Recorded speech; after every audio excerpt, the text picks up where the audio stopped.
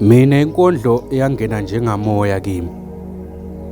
Moya awuhlali lapho kungcole khona. Kungako tintfo letifikako ngitibhala futhi ngibuye ngitikhulume ngale nkondlo ngaleso sikhathi. La ngikhona khona angisemgcwabeni wadzadzewethu.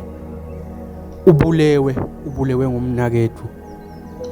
Nangibuta ukuthi kanjani labadiko bathi bebathandzana.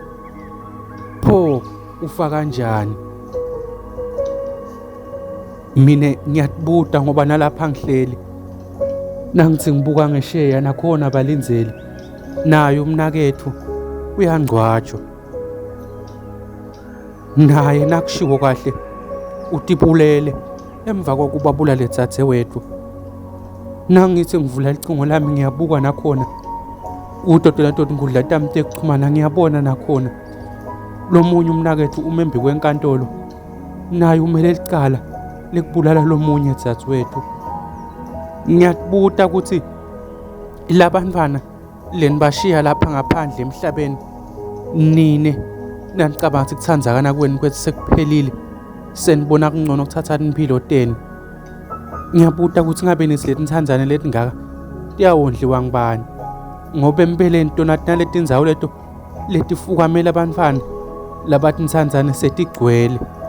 Ngekubuka kwenu labantwana nabo ngete yini bagcina sebathethe linyawo lweni sisho salabadzala sikubeka ngalokhu sobala ukuthi indlela ibutwa kulabasembili.